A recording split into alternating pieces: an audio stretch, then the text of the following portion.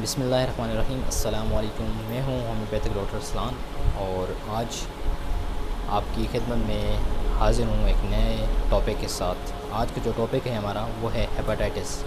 तो आज हम जानेंगे हेपेटाइटिस क्या होता है। हेपेटाइटिस बेसिकली जिगर की सोजिश को कहा जाता है।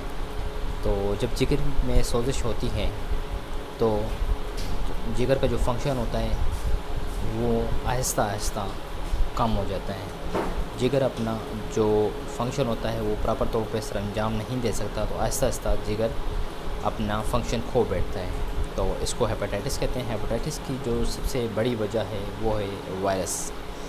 तो हेपेटाइटिस फैलाने वाला जो वायरस है उसकी डिफरेंट कुछ टाइप्स हैं, जैसे कि ए, बी, सी, डी और ई हैं। इसी तरह से हेपेटाइटिस को भी मुख्तलिफ कैटेगरीज़ में तकसीम कर दिए गए हैं। Hepatitis A, hepatitis B, C, D और ई हैं। तो आज हम जानेंगे हेपेटाइटिस ए क्या होता है। तो हेपेटाइटिस ए बेसिकली जिगर की सोजिश होती है और ये जो वायरस होता है ए नामी, वो ही हेपेटाइटिस ए पैदा करता है। तो ये ज़्यादा मोहलिक ख़तरनाक नहीं होता।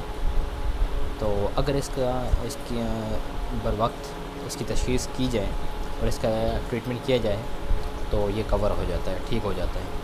तो हेपेटाइटिस ए की जो सबसे बड़ी वजूहात हैं जिसकी वजह से फैलता है वो है हमारे खाने पीने की चीज़ें, अगर उनको खुला ऐसे ही छोड़ दिया जाए बग़ैर ढके तो ये फैलने की सबसे बड़ी वजह है।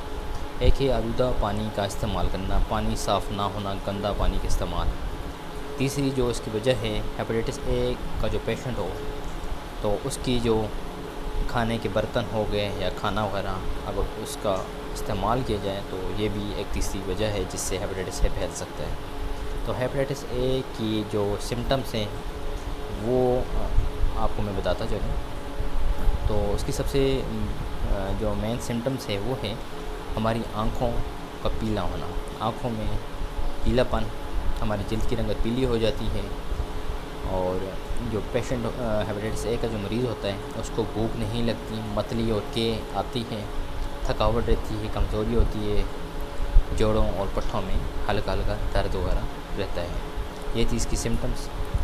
इसका लेबॉरेटरी में टेस्ट करवा के जब करवाया जाता है तो इसका anti-HIV ये पॉजिटिव आए तो ये हेपेटाइटिस ए की तशख़ीस पॉजिटिव होती है, यानी कि हेपेटाइटिस ए उस मरीज़ को है।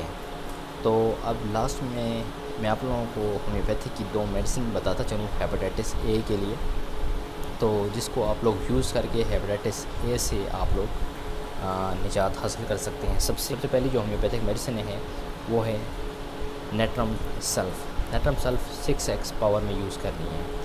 इसकी 4 टैबलेट सुबह लेनी है, 4 दिन को लेनी है, 4 टैबलेट्स रात को लेनी है। और दूसरी जो मेडिसिन है वो है चेलिडोनियम 30।